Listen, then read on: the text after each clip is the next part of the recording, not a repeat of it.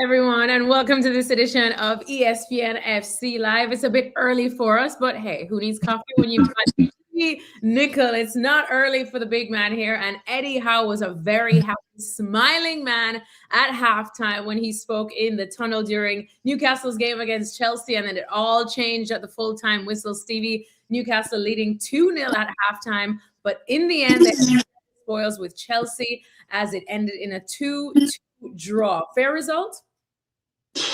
Yeah, I think if you look at both halves, Newcastle completely dominated the first half, as you said, 2-0 up at half-time. But second half, no question, Maresca's given his boys a kick up the backside, and they dominated the second half. So, yes, at the end of the day, 2-2, you probably should say that both sides deserve the point.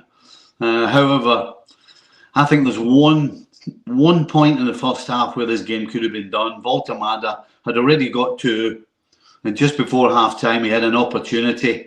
If he had taken a better touch, a better control in the penalty box, I think he would have scored his hat-trick and made it 3-0, and I think that would have been enough to see Newcastle through. But he didn't. He had a bad touch. He didn't in the end get an opportunity, and it was only 2-0. And of course, as we know, Newcastle, they're pretty good at squandering leads, and they've done it again today. So, yeah, I think at the end of the day, it's the right result, but a better touch from Voltemada, and the game could have been done at half-time. Well, you did say it. A better touch from Voltemada. That first half from Newcastle was just sensational. Eddie Howe was beaming, probably saying that this was one of the best first halves he's seen his boys play in a long time. So how did it change so much in the second half? Did they take their foot off of the gas a little bit, do you think, or credit to Chelsea for finding a way back in? No, I think you got to give Chelsea the credit. They took the initiative right from the get-go. You know, obviously they scored at good times. You know, Reece James's free kick gets them right back in the game, knocks Newcastle back on their heels. Beautifully taken, Reece James free kick. I thought initially Ramsey could have done better, but when you see it from behind the goal, he had absolutely no chance. It was just so beautifully struck, so beautifully placed that even Ramsey or anybody else probably wouldn't have saved it. So, yeah, I think you've got to give credit to Chelsea second half. They completely started way faster than Newcastle. Newcastle never really got back in it. I mean, they had a couple of half chances towards the end, Newcastle, but in terms of the actual play, Chelsea totally dominated second half and deserved to get the point that they got in the end. For the neutral, of course, it was a brilliant watch, but at full time, you know, there were a lot of boos ringing around St. James's Park. We know the atmosphere is brilliant, but you got the feeling that the fans felt that maybe some of the decisions went against them. There were a couple of VAR checks. Do you feel like they had a right to be aggrieved? Would Newcastle feel like some decisions went against them? I'll be honest, the one that I thought more than anything, I guess you're talking about Harvey Barnes towards the end, but I think there was a penalty, probably around the middle of the second half, a challenge in the penalty box. I don't believe it was shoulder to shoulder. I think it should have been a penalty kick. Ooh, all right, Stevie going for that one. And then at least one of the good sparks, I suppose, for Chelsea, you did mention the Reece James free kick, but also Joao Pedro, who is somebody that we feel like we've been speaking a lot about once he entered Chelsea this summer. Just thoughts on your thoughts on his performance and, of course, the goal that we saw from him. Well, it's a typical Joao Pedro performance. He knits things together. He's the link man. He comes short, plays people in. Garnacho got played in quite a few times actually down that left-hand side, but unfortunately for him, he smashed it over the crossbar most of the time, every opportunity he got. But Joao Pedro's goal, I mean, he's taken it beautifully. It's a shocking piece of defending from Joao, the Newcastle centre-back, but at the same time, Joao Pedro showed how cool, how calm he was when he gets through one-on-one with Ramsey and then just slots it home. So you got to give Joao Pedro huge credit. Just strong centre-forward play, holding off Joao, and then a super calm, composed finish to get the equaliser and make it 2-2. And just highlighting again another Chelsea individual, just because, of course, you know, he's on his way back from what was a long injury, and that's Cole Palmer. Again, hard to put him under the magnifying glass because he is still making his way back from injury. But how do you feel he did today, Stevie? Well, he was smooth, wasn't he? I mean, that's what he is. Everything he does looks easy and smooth and simple. He didn't do anything extraordinary. But as I said, when he gets on the ball, he doesn't give it away.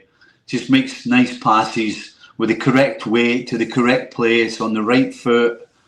I mean, he's just a Rolls Royce, and of course, he's not quite 100% yet. And I'm sure when he is 100%, we'll see the spectacular Cole Palmer that we're used to seeing. But today, I thought he was cool, calm, and collected as usual, and very smooth, without being ridiculously outstanding as he normally is. I suppose he didn't need to 100% today. Like I said, he's making his way back. We saw cool Cole Palmer, but maybe we'll see the cold Cole Palmer and that goal celebration soon enough. So Chelsea remain in fourth with this time. Crystal Palace, though, hot on their tails. Newcastle, though, just outside the top 10 now. And it's just interesting because looking at their form this season, they went from struggling away from home to now struggling to get points at home. And it's wild because at one point we were talking about Newcastle not just pushing for the top four, but maybe trying to throw their hat in for the title race. It seems like they've been pegged back quite a few notches, Stevie. If you're Eddie Howe, what are you thinking going forward now for the second half of the season? Well, I think he has to tighten things up defensively. We spoke earlier about, giving another lead away. And when you're 2-0 up at half-time at home, regardless of the opposition, you don't expect to lose the game. You don't expect not to win the game. And so if he can tighten things up defensively and get a settled back four, Ramsey's in today, Joao with that individual error really that has lost him the point. So I think if Eddie Howe can sort his back line out, then they will climb up the table. But until then, they're going to score goals. But unfortunately, they're going to let goals in, as we saw today again.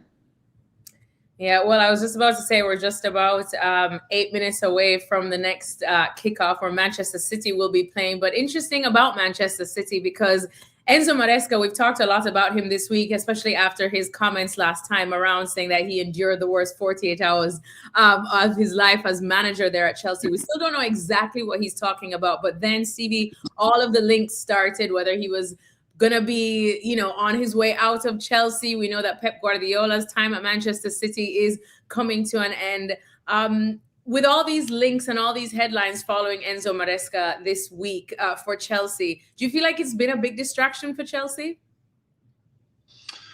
I don't think so. I think it's been a big distraction for Maresca, having to answer, a lot of questions on things that he really doesn't want to be talking about. But I don't really think it affected his players. I mean, the first half, I think you can put down to Newcastle. Newcastle being at home, that crowd behind them, and they get out the blocks. And when you're away from home, the first thing you have to do is try and contain the opposition and calm the crowd down. And they found that difficult in the first half, Chelsea. But second half, they managed to do it and then took control of the game. So I think you expect the home side to start the better of the two teams, which they did. But Chelsea, as I said, I don't think they were affected because we saw the reaction in the second half where they totally dominated the game and deservedly got the point. So, yeah, I think, if you're at Chelsea, if you're a player at Chelsea, you should be used to all the nonsense talking because there always seems to be something going on there. There's always talk about something, whether it's Maresca, whether it's the team being too young or the changes or the tactics. I mean, there always seems to be a story around Chelsea. So I think the players are used to the nonsense now and probably don't really listen to it. All right. Well, in the end, Chelsea sharing the spoils with Newcastle after coming from 2-0 down to draw 2-2. Like I said, Manchester City about to play against West Ham United now in the Premier League. That's going to do it for us now. But we'll be back after that game. So join us right here on ESPN FC Live.